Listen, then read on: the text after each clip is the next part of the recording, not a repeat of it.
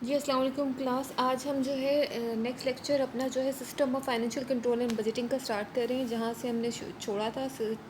Number 2 part है principal accounting officer के बाद chief financial and accounts officer उसके अंडर आता है। ठीक है, उसको हम पहले डिस्कस करेंगे, फिर उसके बाद हम डेफिनेटली मूव ऑन करेंगे फाइनेंशियल एडवाइज़र की तरफ।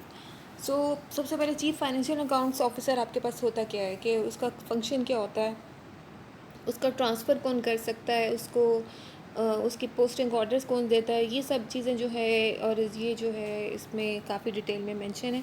तो इसमें सबसे पहले मिनिस्टर्स और इन ईच मिनिस्ट्री डिवीजन में चीफ फाइनेंशियल अकाउंट्स ऑफिसर जो होता है वो प्रिंसिपल अकाउंटिंग ऑफिसर के अंडर काम कर रहा होता है, उसको असिस्ट कर रहा होता है, उसको रिपोर्ट कर रहा होता है, और उसकी एज अ टीम मेंबर के तौर पर उसको काम कर रहा होता है। ठीक है, जो चीफ फाइनेंशियल अकाउंट्स ऑफिसर है वो वेल ट्रेंड और एक्सपीरियंस्ड ऑफिसर होता है, जिसकी पोस्ट जो होती है वो इक्वलेंट होती है जॉइंट सेक्रेटरी के या डिप्टी सेक्रेटरी के।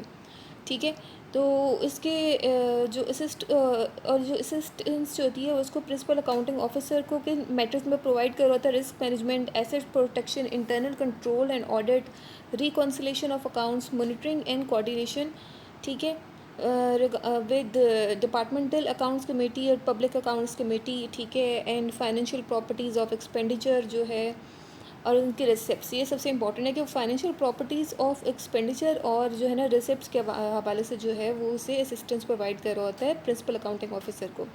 जो चीफ फाइनेंशियल अकाउंट्स ऑफिसर है वो shall have such supporting officers. ठीक है, उसके पास जो होते हैं, उसके पास एक पूरी टीम होती है, उसके पास सपोर्टिंग ऑफिसर्स होते हैं, स्टाफ होते हैं जो उसको रिक्वायर्ड होते हैं, जो उसके नेसेसरी होते हैं, उसके लिए ज़रूरी होते हैं।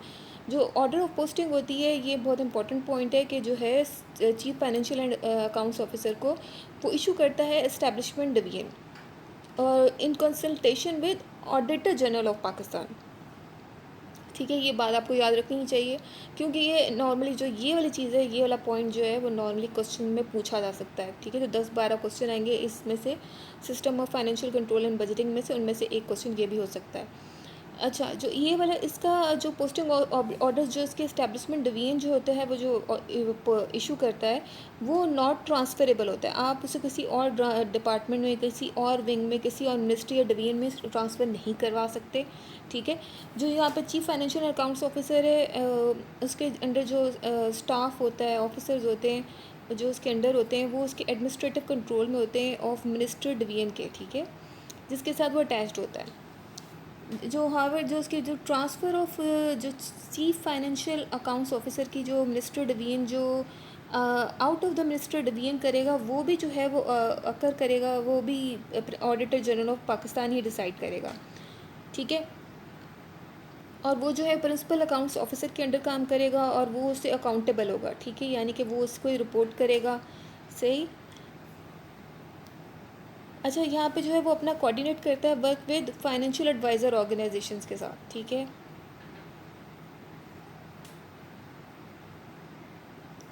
ठीक है, जब तक जो है वो आपके जो है ना मिनिस्टर ऑफ डिफेंस जो है वो प्रोवाइड करते रहता है चीफ फाइनेंशियल ऑफिसर को, वो उसको प्रेजेंट करता रहता है फाइनेंशियल एंड एडवाइज़र ऑफिसर्स को, और and shall continue to perform their duty, और वो अपनी ड्यूटीज़ को परफॉर्म करता रहता है। अब यहाँ पे जो duties and responsibilities of chief finance and accounts officer जो उसकी हो जाती हैं, वो कौन सी वाली होती हैं? अच्छा, जो यहाँ पे उसके पास नंबर 1 हो जाता है, उसके पास maintenance and reconciliation of accounts. जो उसकी मेंटेनेंस और रिकॉन्सिलेशन ऑफ अकाउंट्स है, वो उसका नंबर 1 जो है ड्यूटीज़ में आता है।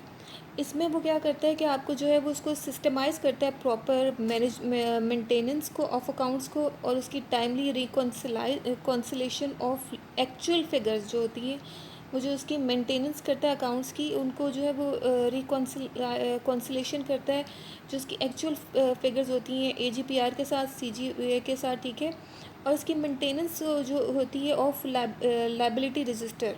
ठीक है, वो मेंटेन करता है लाइबिलिटी रजिस्टर को किसी भी मिनिस्टर और डिवीजन में। इसके साथ जो इसके अटैच डिपार्टमेंट्स होते हैं और उसके सबॉर्डिनेट ऑफिसर्स होते हैं, उनके लिए भी वो सेम यही जो है फंक्शंस परफॉर्म कर रहा होता है।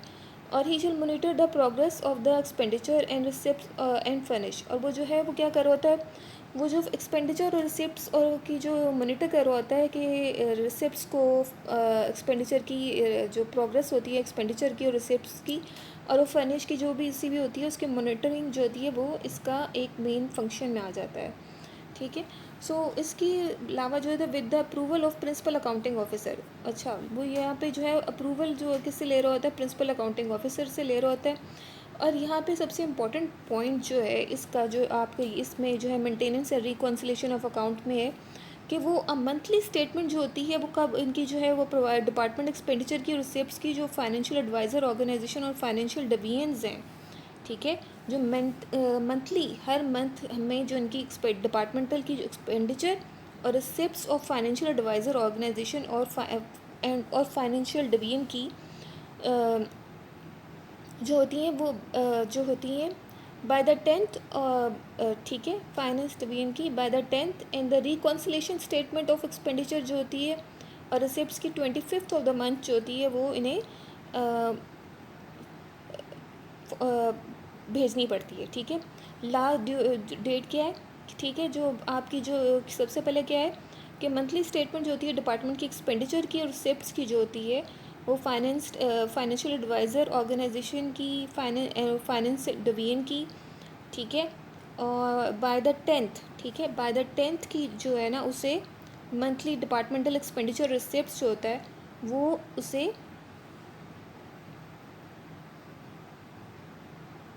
डिपार्टमेंटल एक्सपेंडिचर जो है वो आपको 10th तक देना है। जो आपकी रिकॉन्सिलेशन वाली जो स्टेटमेंट है ऑफ एक्सपेंडिचर और रिसिप्ट्स की, ठीक है, सबसे पहले क्या डिपार्टमेंट मंथली स्टेटमेंट कौन सी है, डिपार्टमेंटल की एक्सपेंडिचर और रिसिप्ट्स की, ठीक है, वो उसको देनी है 10th तक, ठीक है। और जो रिकॉन्सिलेशन स्टेटमेंट है ऑफ एक्सपेंडिचर एंड रिसिप्ट्स की वो 25th को जो है वो उसे सबमिट करवानी होती है, सही, ऑफ द मंथ, ठीक है, हर महीने वो यही काम करता है, सही।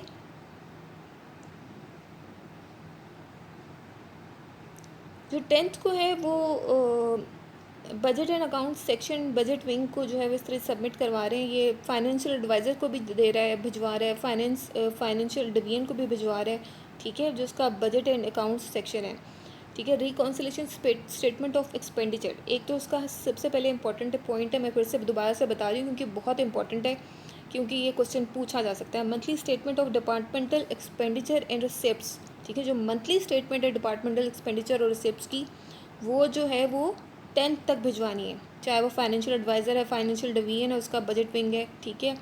और reconciliation statement of expenditure and receipts 25th of month, ठीक है। अब नेक्स्ट पॉइंट है हमारे पास number 2, coordination and scrutiny of budget expenditure and receipt. तो यहाँ पे क्या है कि वो अंडरटेक करता है कि वो coordination internal scrutiny of budget estimate of expenditure as well as receipts of ministry division, ठीक है। सो यहाँ पे वो सबसे पहले कोऑर्डिनेट करेगा, इंटरनल स्क्रूटनाइज करेगा, ठीक है, बजट एस्टिमेट करेगा ऑफ एक्सपेंडिचर का और एज वेल एज रिसिप्ट्स को भी जो है वो देखेगा ऑफ मिनिस्ट्री डिवीजन, उसके अटैच डिपार्टमेंट्स को भी, सबऑर्डिनेट डिपार्टमेंट्स को के भी और सबऑर्डिनेट ऑफिसर्स के भी, ठीक है, इंक्लूडिंग बजट ऑर्डर भी वो चेक करेगा, ठीक है, सही।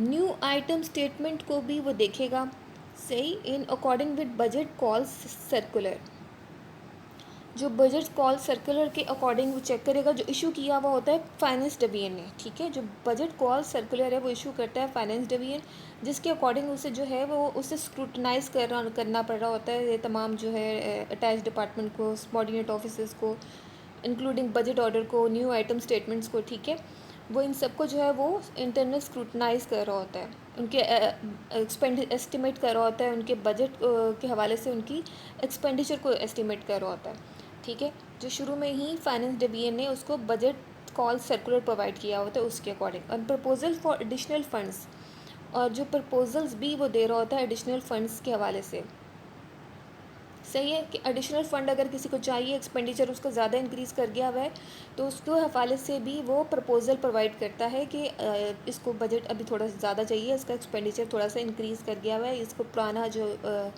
एस्टिमेटेड जो बजट था एक्सपेंडिचर के लिए वो कम है, ठीक है, to be met of supplementary grant, उसको जो एडिशनल फ़ंड होता है हम उसको हमेशा सप्लीमेंट्री ग्रांट पे ले आते हैं। अच्छा, नंबर 3 हमारे पास क्या होता है, consolidation of public sector development programme, ठीक है, consolidation of public sector development programme में क्या आता है, he shall be responsible for consolidation of PSDP, so that the development scheme of the Minister Division are prepared in according with the prescribed procedure and structure under the supervision and with the approval of principal accounting officer. अच्छा, इसमें क्या होता है कि वो responsible होता है for consolidated जो होती है जो उसकी पब्लिक सेक्टर डेवलपमेंट प्रोग्राम की होती है, जो डेवलपमेंट स्कीम्स जो होती हैं, जो मिनिस्टर डिवीजन ने प्रिपेयर की होती हैं, उसके अकॉर्डिंगली जो होता है वो प्रिस्क्राइब प्रोसीजर्स और इंस्ट्रक्शन को फॉलो करते हुए जो उसकी सुपरविजन में हो रहा होता है, उसका अप्रूवल लेता है वो प्रिंसिपल अकाउंटिंग ऑफिसर से।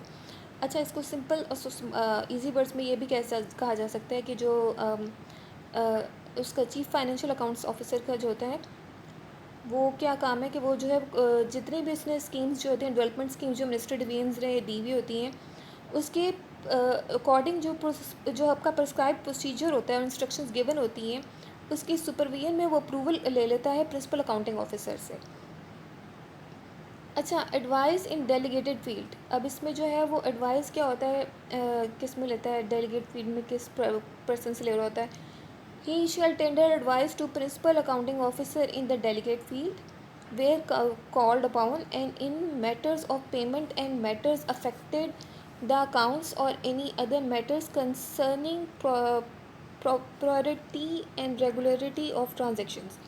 इसमें क्या है कि वो कहता है कि वो टेंडर कर रहा होता है एडवाइस जो होता है, he shell tender advice to the, ठीक है, जो एडवाइस जो होता है वो प्रोवाइड कर रहा होता है प्रिंसिपल अकाउंटिंग ऑफिसर को जो डेलीगेटेड फील्ड है, ठीक है, या जहाँ पर उसको एडवाइस लेने के लिए जब बुलाया जाता है, जब मैटर ऑफ पेमेंट्स होते हैं या मैटर्स अफेक्टिंग जो होता है, कुछ मैटर्स अफेक्ट कर रहे होते हैं उसके अकाउंट्स को, या कोई और अदर मैटर्स होते हैं जो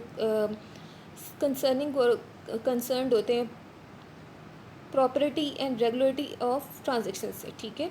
तो इसमें जो है वो एडवाइस प्रोवाइड कर रहा होता है प्रिंसिपल अकाउंट्स ऑफिसर को,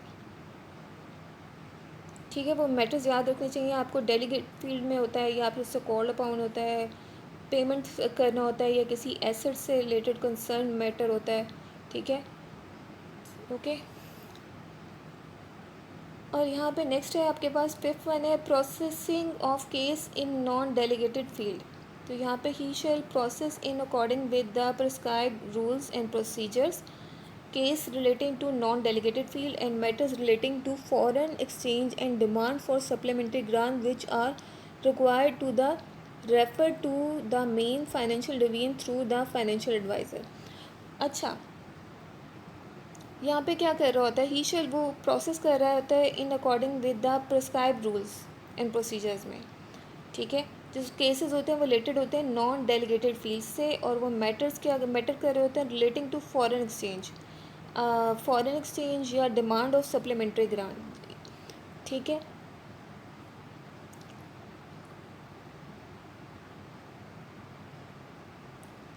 सही है, जो केसेस रिलेटेड होते हैं नॉन डेलीगेटेड फील्ड में उनमें कौन से आ जाते हैं, जो मैटर्स होते हैं रिलेटेड टू फॉरेन एक्सचेंज से रिलेटेड होते हैं, या फिर उसमें जो होते हैं डिमांड फॉर सप्लीमेंट्री ग्रांट होती है, ठीक है। ये दोनों आपके क्या होते हैं नॉन डेलीगेटेड फील्ड में आ जाते हैं।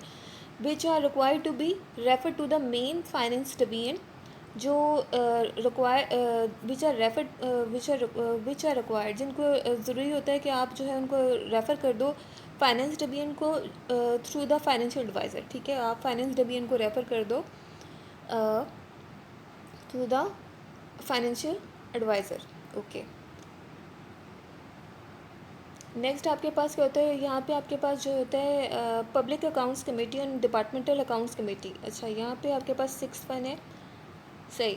सो यहाँ पे आपके पास सबसे पहले आता है he shall be responsible for the work relating to public accounts committee, departmental accounts committee and audit observation on appropriation accounts and audit reports, ensuring compliance with the public accounts committee observation and recommendation. He shall assist the principal account officer prepare necessary brief for public accounts committee, departmental accounts committee, and attend the meeting of the public accounts committee and departmental accounts committee along with the principal accounting officer in the case of public accounts committee and additional secretary equivalent officer in case of departmental accounts committee।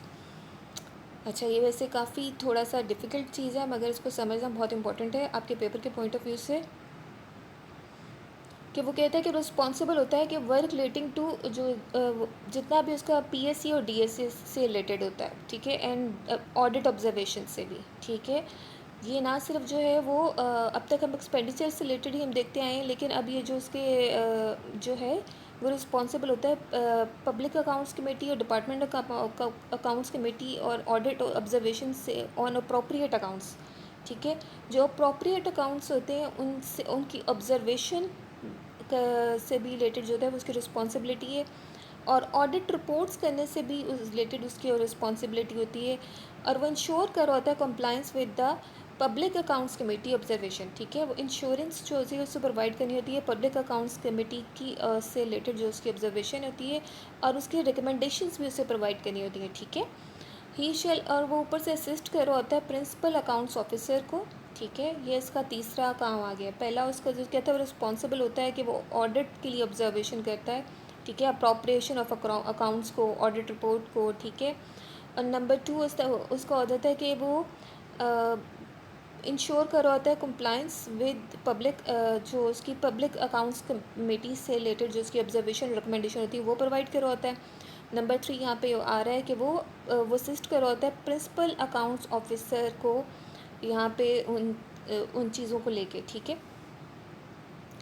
और number 4 इसका आता है principal accounts public accounts committee और departmental accounts committee along with the principal accounting officer, ठीक है। जो यहाँ पे उसके पास होता है कि वो उसमें जो प्रिपेयर करते हैं नेसेसरी ब्रीफ्स, जो उसके नेसेसरी ब्रीफ्स होते हैं वो पब्लिक अकाउंट्स कमेटी के और डिपार्टमेंट अकाउंट्स कमेटी के, और वो अटेंड करता है meetings of the public accounts committee और डिपार्टमेंट अकाउंट्स कमेटी, ठीक है। वो according to along with principal account officer, ठीक है। जो पीएससी और डीएससी में दोनों में वो अटेंड भी करता है, उनकी मीटिंग्स भी अटेंड करता है और प्रिंसिपल अकाउंटिंग ऑफिसर के साथ, ठीक है। और उस केसेस में और in case of PSC and additional secretary equivalent officer in case of DSC, ठीक है। और यहाँ पे जो है वो पीएससी डीएससी में जो है वो अलॉन्ग विद जो है वो दोनों में पब्लिक अकाउंट्स कमेटी के साथ जो है वो अलॉन्ग वो प्रिंसिपल अकाउंट ऑफिसर के साथ जो है वो अटेंड कर होता है। और जो केस है पीएससी का और एडिशनल सेक्रेटरी इक्विवेलेंट ऑफिसर के, वो यहाँ पे जो है वो डीएससी में जाता है, सही है।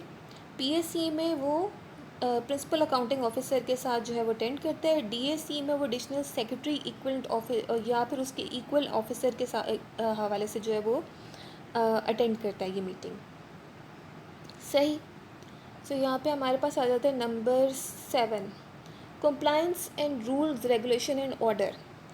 He shall tender advice to the principal accounting officer for compliance of rules such as GFR, ठीक है, fundamental rules, supplementary rules, federal treasury rules, and other regulations, instructions are and orders issued by the financial division from time to time. अच्छा, ये compliance है with rules regulation और order में ही वो क्या करता है, ही शैल टेंडर एडवाइस। सबसे पहले जो है ना वो अपनी जो एडवाइस है वो क्या देता है पब्लिक अकाउंट्स ऑफिसर को फॉर जो रूल्स की जो है वो फॉलो होने में उनको चलाने में, ठीक है। सच है GFR, इसमें fundamental rules, supplementary rules, federal treasury rules, ठीक है। इसमें जो है वो उसको जो है पब्लिक अकाउंट्स ऑफिसर को जो है वो यहाँ पे एडवाइस करता है। और इसमें अदर रेगुलेशंस में जो इसकी इंस्ट्रक्शंस होती हैं और others issued by financial division from time to time, ठीक है। और इसके जो इंस्ट्रक्शंस होते हैं और उसके ऑर्डर्स होते हैं जो इशू होते हैं इशूड बाय फाइनेंशियल डिवीजन, जो फाइनेंशियल डिवीजन जो है वो इशू करती है टाइम टू टाइम, सही।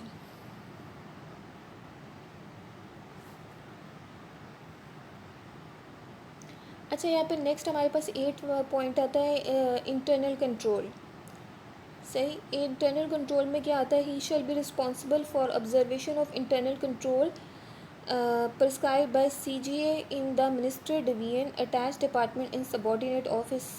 He shall assist and advise the principal accounting officer for preventing irregularities, waste and fraud, and shall exercise internal checks and as provides in para 13 of GFR Volume 1 which read that।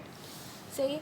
तो यहाँ पे क्या होता है कि वो responsible होता है ऑब्ज़र्व करने के लिए इंटरनल कंट्रोल जो प्रिस्क्राइब किया हुआ। तो CGA ने इन मिनिस्ट्री डिवीजन में, अटैच डिपार्टमेंट में, सबॉर्डिनेट ऑफिसर्स में, ठीक है, ये 3 चीज़ों में जो है वो उनको ऑब्ज़र्व कर रहा होता है और वो असिस्ट कर रहा होता है, एडवाइस कर रहा होता है प्रिंसिपल अकाउंटिंग ऑफिसर को, ताकि वो प्रिवेंट कर सके इरेगुलरिटीज़ को। इंटरनल कंट्रोल में वो इरेगुलरिटीज़ को प्रिवेंशन में मदद हेल्प करने के लिए प्रिंसिपल अकाउंटिंग ऑफिसर को एडवाइजेस प्रोवाइड कर रहा होता है।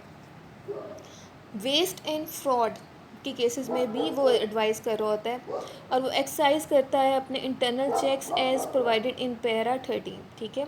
और वो एक्सरसाइज कर रहा होता है इंटरनल चेक्स पे जो पैरा 13 ऑफ GFR वॉल्यूम 1 में जो प्रोवाइड किए गए हैं, ठीक है। वो उनको जो है वो रूल्स को फॉलो कर रहा होता है, एक्सरसाइज कर रहा होता है इंटरनल चेक्स को। इंटरनल चेक्स जो हैं वो GFR के वॉल्यूम 1 पैरा 13 में प्रोवाइड किए गए हैं।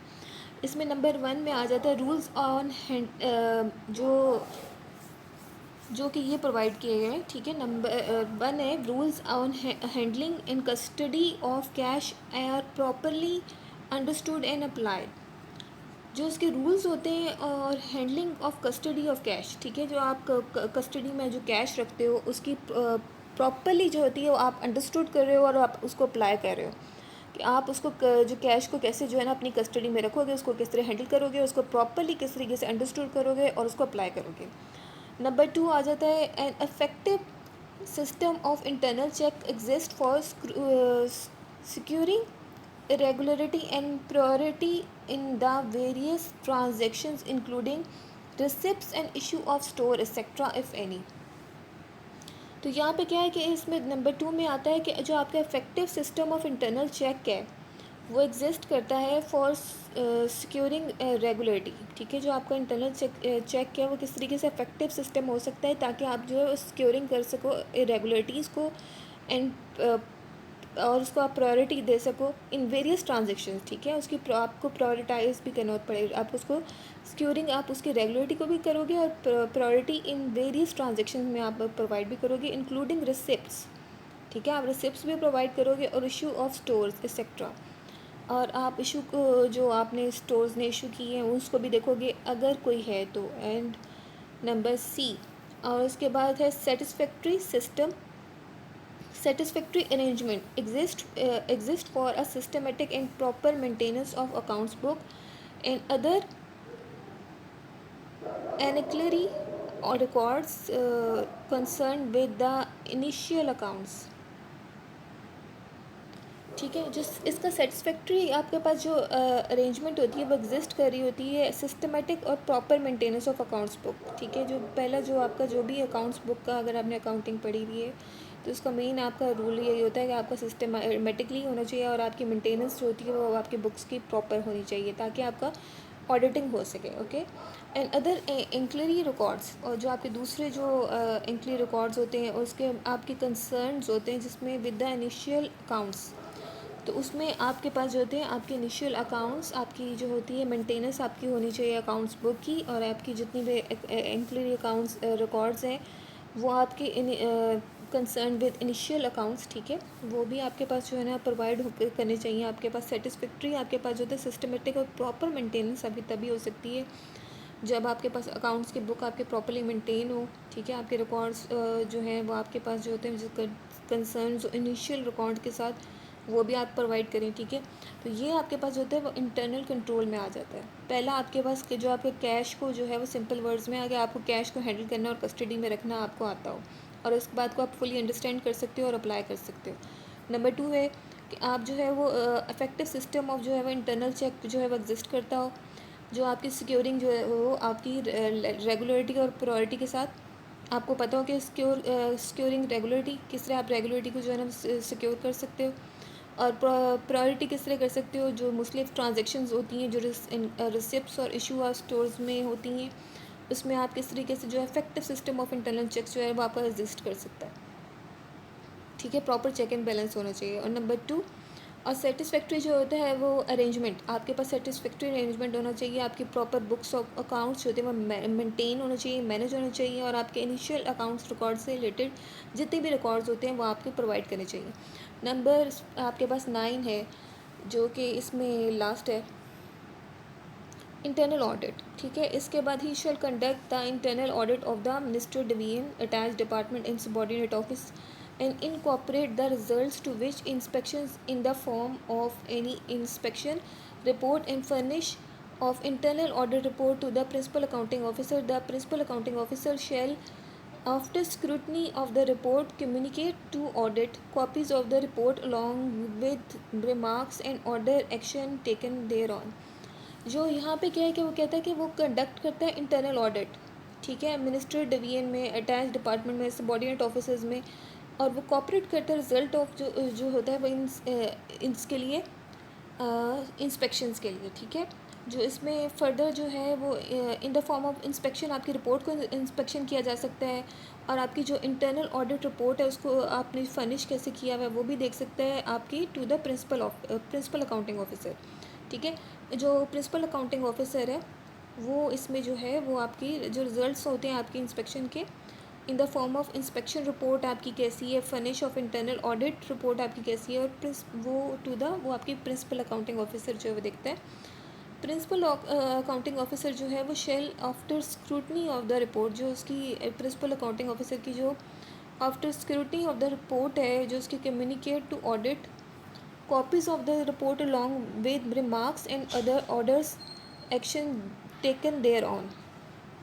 ठीक है, तो यहाँ पे आपके पास प्रिंसिपल अकाउंटिंग ऑफिसर है, वो क्या करता है, शेल क्या करता है, स्क्रूटनी ऑफ द रिपोर्ट्स, उसकी जो है वो आपको स्क्रूटनाइज करता है आपकी रिपोर्ट्स को, कम्युनिकेट टू ऑडिट। ठीक है, वो आपकी जो है ना स्क्रूटनाइज करेगा आपकी रिपोर्ट को, और फिर उसके बाद जो है आपकी जो आफ्टर जो आपकी स्क्रूटनाइज ऑफ द आफ्टर जब आपकी स्क्रूटनाइज हो जाएंगी तो वो कम्युनिकेट करेगा टू ऑडिट के साथ। ठीक है, उसकी कॉपीज ऑफ द रिपोर्ट को अलॉन्ग विद रिमार्क्स एंड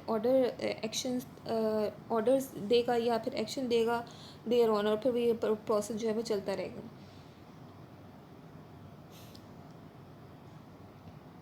ठीक है, तो यहाँ पे जो है वो आपका chief financial and accounting officer जो है वो क्या करता है, वो इंटरनल ऑडिट प्रोवाइड करता है, सही है, लेकिन उसकी जो रिपोर्ट्स होती हैं उसको फाइनेंशियल अकाउंट्स ऑफिसर जो है वो उसकी स्क्रूटनाइज जो होती है, स्क्रूटनी ऑफ द रिपोर्ट को जो हो चुकी हुई होती है उसकी वो देखता भी है, उसको ऑब्जर्व भी करता है, और उसको कम्युनिकेट करता है ऑडिट के साथ, ऑडिट वालों को, और फिर फर्दर जो है उसकी कॉपीज़ ऑफ द रिपोर्ट जो होती है वो रिमार्क्स के साथ या फिर ऑर्डर या एक्शन लेना है उसने तो वो उसको फर्दर प्रोसेस कर देता है।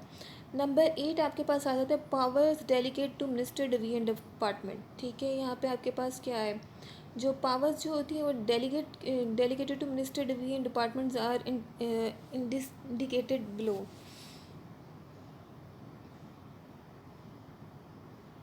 ये हमारे पास थोड़ा सा ये, ठीक है, तो इसको देख लेते हैं। सबसे पहले पॉइंट ए है आपके पास, powers are delegated to the principal accounting officer in the minister divisions and the head of department respectively. अच्छा, ये वाला पॉइंट आप ना समझिएगा कि ये जो है वो chief financial and accounts officer से आता है, रिलेटेड आता है। ये दरअसल दोनों को लेके बनाया गया है, प्रिंसिपल अकाउंटिंग ऑफिसर के से भी रिलेटेड है, और उसका जो है फर्दर जो है वो चीफ फाइनेंशियल अकाउंट्स ऑफिसर से भी है। ठीक है, मतलब इन सब की जो है वो ड्यूटीज़ बता रहा है कि वो कितनी पावर जो है किसको डेलीगेट की गई हुई है। जो पावर जो है वो डेलीगेट की हुई है प्रिंसिपल अकाउंटिंग ऑफिसर को और मिनिस्ट्री एंड डिवीजन को and the head of department को रिस्पेक्टिवली। एनेक्स 1 है, एनेक्स 1 का मैं आपको लहदा से पढ़ाऊँगी, ये बहुत इंपॉर्टेंट है, इसमें से कम 3 या 4 क्वेश्चन नंबर आ जाते हैं। ठीक है, लेकिन उसके लिए जो होता है पहले ये सारा समझना ज़रूरी है। 10-12 क्वेश्चन में से 3-4 क्वेश्चन उसमें से एनेक्स 1 से ज़रूर आएंगे जो आपका लास्ट में गिवन है। ठीक है, तो यहाँ पे दिस दैट में exercise their power without consulting the financial adviser.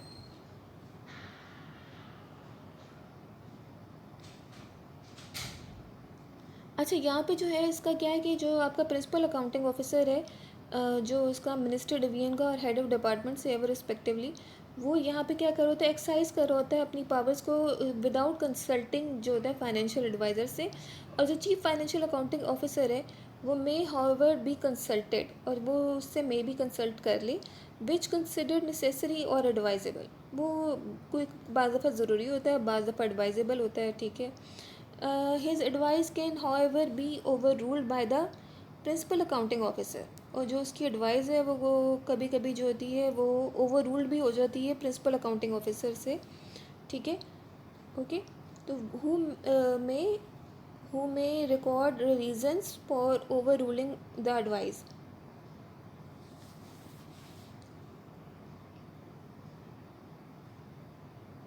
जो उसकी जो his advice can however be overruled by the principal accounting officer, जो उसकी एडवाइस होती है, यानी कि यहाँ पे बात करें चीफ फाइनेंशियल अकाउंटिंग ऑफिसर की, कि वो उसकी ओवर रूल्ड हो जाती है, मतलब प्रिंसिपल अकाउंटिंग ऑफिसर से, क्योंकि प्रिंसिपल अकाउंटिंग ऑफिसर की जो एडवाइस होती है मे बी वो बहुत ज़्यादा रिलायबल हो चीफ अकाउंटिंग ऑफिसर से, ठीक है। जो who may record reasons for over ruling the advice, जो मे बी रीजंस दे दे कि क्यों वो ओवर रूल कर रहा है उसकी एडवाइस को। The power so delegated shall be subject to the observation of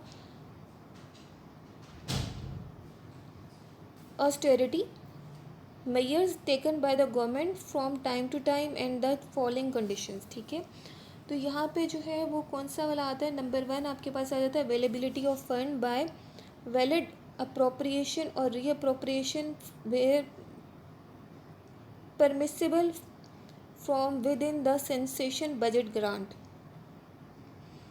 जो आपके पास सबसे पहले है कि अब आपके अवेलेबिलिटी ऑफ फंड्स, ठीक है, बाय वैलिड अप्रोप्रिएट और रीअप्रोप्रिएशन, ठीक है। जो यहाँ पे अप्रोप्रिएशन आपकी वैलिड अप्रोप्रिएशन हो, जो आपकी आपकी अवेलेबिलिटी ऑफ फंड्स हो जो बाय वैलिड अप्रोप्रिएशन या रीअप्रोप्रिएशन, ठीक है, where permissible from within the sanction budget grant, ठीक है। इसको मैं अब आपको क्या बताऊँ कि इसका सिंपल सी बात है कि इसकी है अवेलेबिलिटी ऑफ फंड्स होनी चाहिए आपकी, जो आपकी वैलिड अप्रोप्रिएशन के थ्रू हो या रीअप्रोप्रिएशन के थ्रू हो, जो परमिसिबल हो, ठीक है, जिसकी आपको जो है ना वो परमिसिबल हो from within the sanction budget grant, जो आपकी जो है सेंशन बजट ग्रांट के थ्रू आपको जो है ना उसकी परमिशन मिल गई हो, ठीक है। जो नंबर 2 है आपकी अवेलेबिलिटी ऑफ फॉरेन एक्सचेंज, ठीक है। Number 1 is availability of fund, ठीक है। Number 2 is availability of foreign exchange where required from within the allocation of foreign exchange sanctioned for the ministry division concern provided, ठीक है। जो यहाँ पे इसका ये है कि अवेलेबिलिटी आपके पास फॉरेन एक्सचेंज आपके पास अवेलेबल हो, जो आपके पास रिक्वायर हो, जितना आपके पास रिक्वायर्ड है, जो आपके पास एलोकेटेड है फॉरेन एक्सचेंज सेंशन जितना आपको किया गया है मिनिस्टर डिवीजन कंसर्न डिपार्टमेंट ने, ठीक है, प्रोवाइड किया हुआ है, ठीक है। नंबर 1 उसमें आता है specific provision exist in the foreign exchange budget, जो आपके पास स्पेसिफिक प्रोविजंस हैं वो आपके पास फॉरेन एक्सचेंज बजट में जो है प्रोवाइडेड हो। It does not involve reappropriation, वो आपके पास जो है वो reappropriation from imports to invisible और वाइस वर्सा। तो यहाँ पे जो है वो आपके पास जो इन्वॉल्व करता है रीअप्रोप्रिएशन, जो आपके पास है वो इन्वॉल्व नहीं कर रहा, ठीक है, वो उसको इन्वॉल्व नहीं करता जो आपको इम्पोर्ट से मिल रही हैं, ठीक है, टू इनविजिबल या फिर इनविजिबल से आपको मिलती हैं और वाइस वर्सा के थ्रू आप लेते हो, ठीक है। सो यहाँ पे आपके पास आगे आ जाता है it does not involve travel by another carrier or route where PIA flights operate, and जो आपके पास जो है वो क्या कहता है कि वो इन्वॉल्व नहीं करता ट्रैवल ऑफ अनदर कैरियर, जो भी आप जो है दूसरा कैरियर आप इस्तेमाल कर रहे हो जिस और रूट्स वो वाले ले रहे हो जो PIA जहाँ पे PIA फ़्लाइट्स जो है वो ऑपरेट करती हैं, सही है। तो वहाँ पे आपकी जो अवेलेबिलिटी ऑफ फॉरेन एक्सचेंज के हवाले से बात कर रही है। तो it does not involve expenditure और इंटरटेनमेंट और कॉन्टीजेंसीज, ठीक है। तो यहाँ पे जो है वो आपको वो इन्वॉल्व नहीं कर रहा होता जहाँ पे एक्सपेंडिचर और इंटरटेनमेंट जो है और या दूसरी कॉन्टीजेंसीज जो हैं वो इन्वॉल्व करी होती हैं, ठीक है। तो यहाँ पे सिर्फ सिंपल बताया कि फॉरेन एक्सचेंज के जो है वो अवेलेबिलिटी और फॉरेन एक्सचेंज जो है वो उसे किन चीज़ों में जो है वो नहीं होना चाहिए, मतलब उसमें अगर PI की फ़्लाइट अगर आपको ले ट्रैवल करना है आउटसाइड ऑफ द कंट्री और जहाँ पे PI की फ़्लाइट ऑपरेट करती हैं तो वहाँ पे आपको फॉरेन एक्सचेंज की ज़रूरत नहीं है, ठीक है। और जहाँ पे आपकी जो है ना एक्सपेंडिचर आपको चाहिए एंटरटेनमेंट या कॉन्टीजेंसीज के लिए, वहाँ पे भी आपको फॉरेन एक्सचेंज में के लिए आपका जो है वो रिक्वायर्ड नहीं है। और जहाँ पे आपकी जो है इन्वॉल्वमेंट आ जाती है रीअप्रोप्रिएशन जो आपकी इम्पोर्ट से आ जाती है, इनविजिबल या वाइस वर्सा से आ जाती है, वहाँ पे भी उसकी आपको नहीं चाहिए। और जहाँ पे आपको स्पेसिफिक प्रोविजन जो एग्जिस्ट करती हैं वो फॉरेन एक्सचेंज बजट में होती हैं, ठीक है। सिंपल जो स्पेसिफिक प्रोविजंस जो हैं वो आपके पास जो है वो फॉरेन एक्सचेंज बजट में एग्जिस्ट करती हैं। बी पार्ट इसका क्या है? The current expenditure is the first half of financial year shall be restricted to 40% of the total budget allocated in the financial year। जो करंट एक्सपेंडिचर है जो उसका first half of the financial year shall be restricted, जो current expenditure है जो उसका first half में of the financial year है, शेल बी रिस्ट्रिक्टेड टू 40%। जो आपका शुरू में जो फर्स्ट ईयर हाफ जो होता है आपका फाइनेंशियल ईयर में, उसमें आपका जो करंट एक्सपेंडिचर होता है वो 40% आपका होना चाहिए आपके टोटल बजट का एलोकेट जितना आपको किया गया है इन द फाइनेंशियल ईयर जो होता है, ठीक है। और उसके बाद जो आता है वो in the second half of the financial year the finance division shall issue separate instruction in respect of the balance 60% of the budgetary allocation. सही है। तो आपको हमेशा याद रखना चाहिए आपके 1 जुलाई से जो है वो आपका जो है वो इनका जो होता है वो फाइनेंशियल ईयर शुरू होता है। तो फर्स्ट हाफ में जो है वो 40% जो होता है आपका एक्सपेंडिचर होना चाहिए। और सेकेंड हाफ जो होता है आपका जो फर्स्ट हाफ और ये 6 मंथ्स का बनता है, ठीक है। फर्स्ट हाफ 6 मंथ का, सेकेंड हाफ जो है वो भी आपका 6 मंथ का बनता है।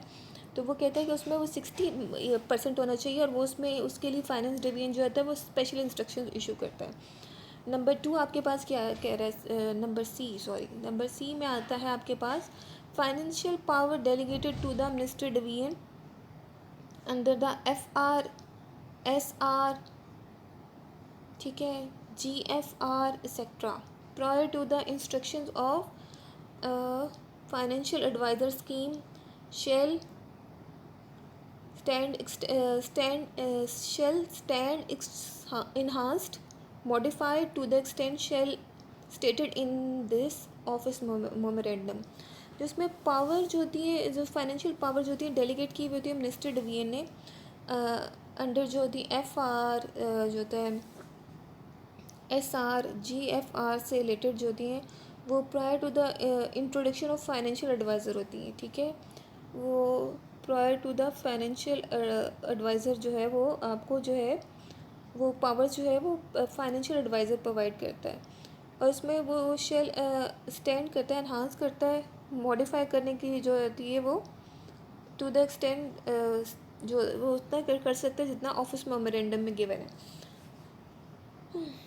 नंबर डी आपके पास है expect as specifically provided Annex 1 further delegated on delegated powers Annex 1 में as considered appropriate be made by the secretaries of the administrative ministry division and head of department into the officers subordinate to them without consulting the financial advisor। जो यहाँ पे आपके experts accept जो होते हैं आपके पास जो स्पेसिफिकली जो आपके पास प्रोवाइड है वो Annex 1 में वो फुली डेलीगेट करता है या ऑफ डेलीगेटेड पावर्स Annex 1 में आप कंसिडर कर रहे हो appropriate to be made by the secretaries of the administrative ministry divisions और हेड ऑफ डिपार्टमेंट्स, ठीक है, to the office subordinate to them without consulting the financial adviser.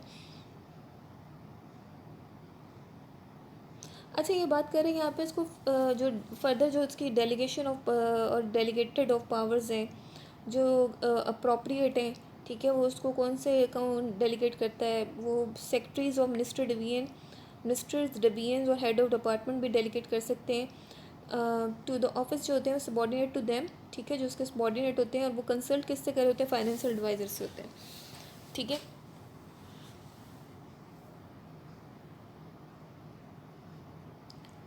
सही। Next अब हमारे पास आ जाता है रोल ऑफ फाइनेंशियल एडवाइज़र।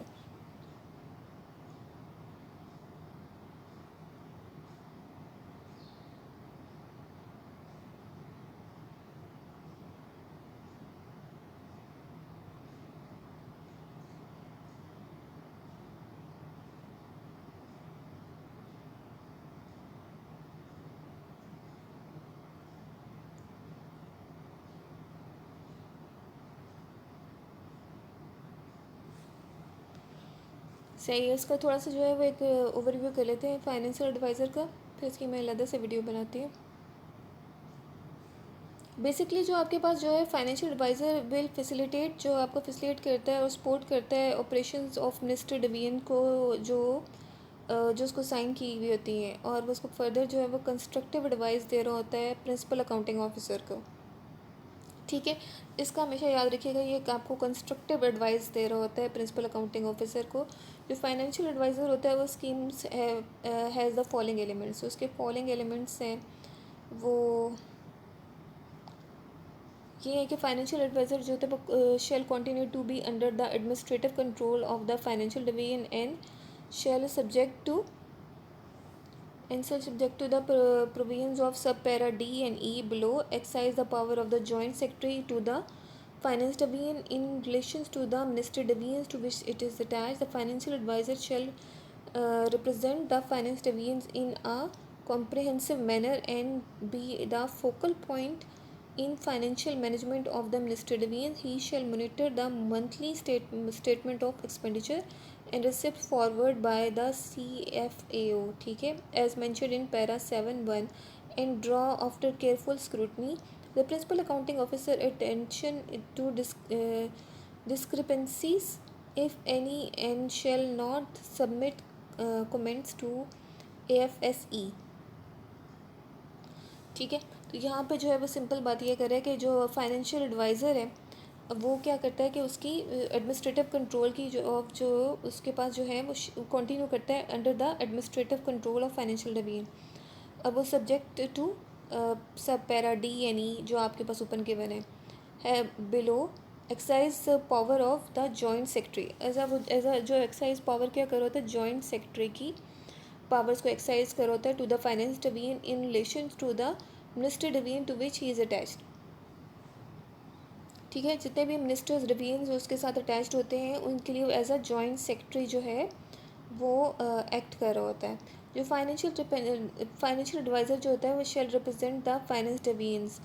जो फाइनेंशियल एडवाइज़र वो रिप्रेजेंट कर होता है फाइनेंस डिवीजन को इन अ कॉम्प्रिहेंसिव मैनर, जितना भी कॉम्प्रिहेंसिव मैनर्स में वो अपने जो है फाइनेंस डिवीजन को रिप्रेजेंट कर होता है and to the focal point in financial management. और जो उसका फोकल पॉइंट होता है वो फाइनेंशियल मैनेजमेंट में मिनिस्टर डिवीजन्स होते हैं। He shall monitor the monthly statement, वो मंथली स्टेटमेंट ऑफ एक्सपेंडिचर को और रिसिप्ट्स को फॉरवर्ड करता है बाय द जो CFO द्वारा हो रही होती हैं। ठीक है, जो CFO कर रहा होता है उसको मॉनिटर कर रहा होता है उसकी monthly statements of expenditure receipts को जो फॉरवर्ड बाय CFO हो रही होती हैं। एज मैंशनड इन पैरा 7(1) ऊपर गिवन है जो हमने CFO के पहले भी पढ़ा था। And draw after careful scrutiny, और वो उसको जो है वो काफ़ी केयरफुली जो है उसको स्क्रूटनाइज करने के बाद जो है उसको ड्रॉ करता है। ठीक है, उसकी अपनी जो है वो मंथली रिपोर्ट में जो है वो ड्रॉ कर रहा होता है। द प्रिंसिपल अकाउंटिंग ऑफिसर जो है अटेंशन टू डिस्क्रिपेंसीज। ठीक है, और वो जो अगर if any and shall also submit comments to AFS। अच्छा, अगर कोई जो है वो उसके स्क्रूटनाइज करते हुए जो है ना कोई उससे कमी बेशी नज़र आ जाती है तो वो उसकी अटेंशन जो होती है प्रिंसिपल अकाउंटिंग ऑफिसर की उसकी तरफ जो है तवज्जो दिलवाता है और उसकी जो है ना फर्दर जो है वो उसको सबमिट करवाता है। अगर जो है कोई सबमिट करता है अपने कमेंट्स को AFS में। ठीक है,